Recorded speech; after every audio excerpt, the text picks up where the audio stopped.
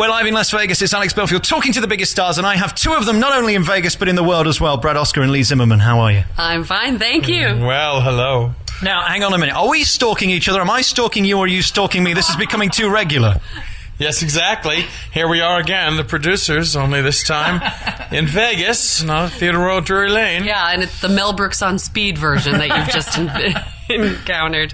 Listen, I got to be honest, for anybody, this is, as I've told you before, my favourite show in the world ever. I am slightly distressed that this is a 90-minute version of this musical, and this is, as you say, the version for those who are very busy gambling. Exactly. Well, that is the point. I mean, people, primarily do not come here, obviously, to see theater, certainly Broadway musicals.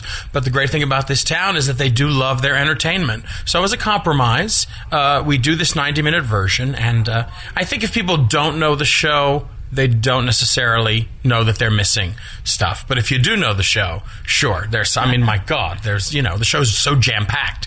We've lost a lot of funny stuff, but yeah. It is a shame, but this is a place where everything's about getting in, getting out, and getting back to the casino. It's the most unbelievable place in the world, and this show basically has more laughs than any other. So, presumably for your audience, you don't want them to be too drunk or too distracted, because unlike West End and Broadway audiences that are listening on your every word, these guys have got other things to think about. How's that working? Are you kidding? I'm just happy that there aren't the cups filled with coins anymore. They're not allowed those anymore. It's a credit card thing that they say. There's no handle on the slot machines anymore for coins.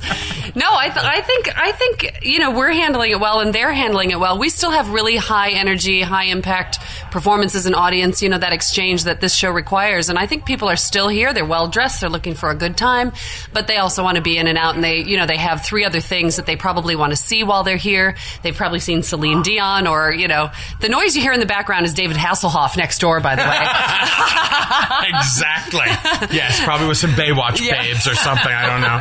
But, I also think it works to our advantage in many ways because it is such a party town and people do come here for the release and the excitement, and whether it's drinking or gambling or eating or just being festive in that way, and they bring that with them into the audience. And so because our show feeds on that, ideally it does seem like a good fit. Are you kidding? And the Paris Hotel is so happy with us because we send them out there back into the casino happy, laughing, ready to spend more money. Let's talk about what it's like being here in Vegas, because it's a little bit full on, certainly compared to even the West End or Broadway, which is crazy by its own standards. How are you dealing with being here? You know what? For a change of pace, I'm loving it. I mean, the weather is wonderful. We're missing the, winter back east, which is fine. As I said, for a change of pace, to come out here and be around all this craziness, this is a town unlike any other, which I'm sure obviously you've been experiencing for the past week. And I think it's a fun way to sort of do the show again and yet make it new and fresh for us who have done it, before and for so long. Yeah. And what about you? Oh, well, I'm having a little bit more of a culture shock because I came straight from London. Yeah. And I've been in London for 7 years and been back and forth a little bit, but to come straight back, kind of move the whole family back for this, temporary period.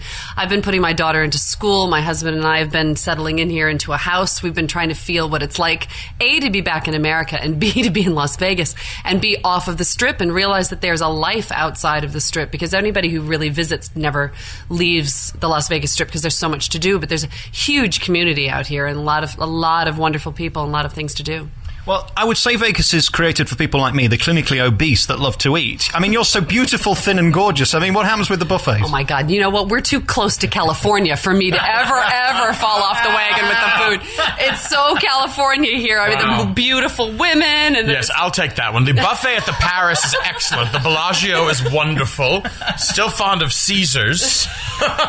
It is dangerous. Much less we have here at the Paris, there's an employees' dining room where all the employees of the hotel can go to eat for free. And it's fabulous food. And they have everything. It's very dangerous. What is it, like the sweepings off the buffet floor or something? No, I'm telling no, it's really good. No, it really is. It's very dangerous. It's very dangerous. I'd like your part, you see, Brad, because you can't get thin. It would mean you would lose your gig, so there's no worry being in Vegas with this. There's no skinny Max. There's no skinny Leo. No way. A few years ago, I was lucky enough to interview interview your husband, Dominic. And Dominic Allen is a renowned performer around the world. And Vegas means a lot to him because he told me the most incredible story about Liberace and selling him a piano. Was it true or was he just lying? No, it's absolutely true. In fact, years ago, Dominic was the featured entertainer with Liberace in the mid-'80s. And when Liberace's mother passed away, Dominic and his girlfriend at the time, who shall remain nameless, they were living just off the Strip, and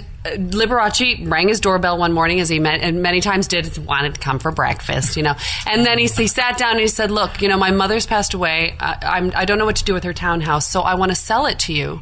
And Dominic was like, oh, I don't think I can really afford something like this. He said, no, I'm going to sell it to you for $1. So the whole house and everything in it, and we still have the dining room set that we have carted all over the world with us, and the piano and everything else is still with us. And we have schlepped it all the way to London, and we've schlepped it all the way back here. Isn't that the most incredible showbiz story ever? Right? It is great. And I swear to God, I recommend anybody who comes to Vegas, you have got to go to the Liberace Museum.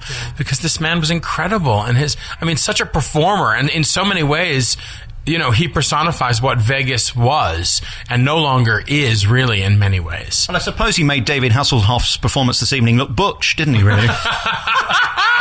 No, we were just happy to see that man in a dress again. Are you kidding? Exactly. What is it like in terms of pressure on putting on a production where some of people want you to fail, some people want you to succeed? How does that make you feel? Is it a different pressure to the West End or Broadway, or is it exactly the same? It is.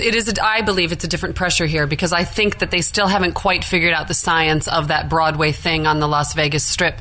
You're competing with how many different Cirque shows? 6, I think. And then you've got individual entertainers. You've got all the celebrities who have now come here. Prince is in town. Tony Braxton's in town.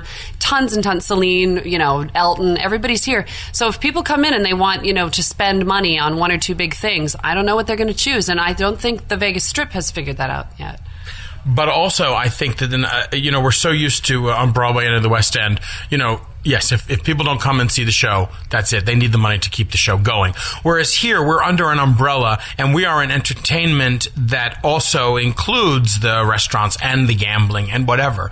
So it's not necessarily about filling that theater every night, because the people who come here, they're buying their ticket, but then hopefully they're also spending some more money here at the casino. So the hotel will see, ideally, a bump in its income, and that can hopefully be then reflected on the show, if not necessarily, the number of seats that are sold. So. But the good thing about Mel Brooks is the producer is it draws people into this casino, which is what the casino wants. It's what the hotel wants, and people are definitely coming in. And that's the other thing I've learned is by kind of being a local here now is that locals are very, very important to this part of the industry, to the Broadway shows on the Strip and to anybody else who wants to be here for a long period of time. The locals are very important, and we have definitely been able to draw them in. I think you are right. The thing that I've learned is there are more showbiz people within 1 square mile than anywhere else in the world, including Broadway.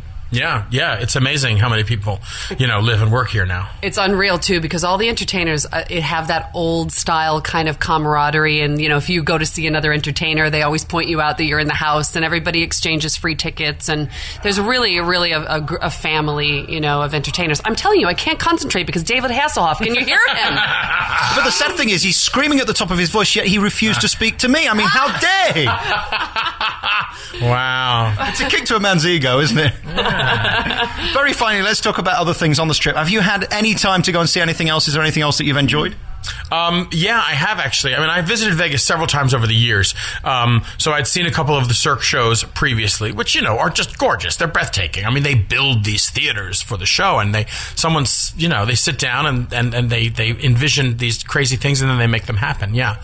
But, what else did I get to? Oh, well, Jubilee. Now, see here, talking about old Vegas, talking about, Liberace and everything. But here's a show, that used to be, this was the kind of show you'd see in Vegas, and you just don't see it anymore. So I found that sort of fascinating and a hell of a lot of fun as an artifact, if you will, and yet... live 12 times a week. And I suppose there are some resemblances with the producers with the Jubilee show. There are certain things that happen that could be seen as similar. Yes, exactly, except our girls keep their tops on. But, at least so far. I can't tell you where we're going in a couple of weeks. Well, this is maybe the way forward. Who would I have to speak to maybe get that approved?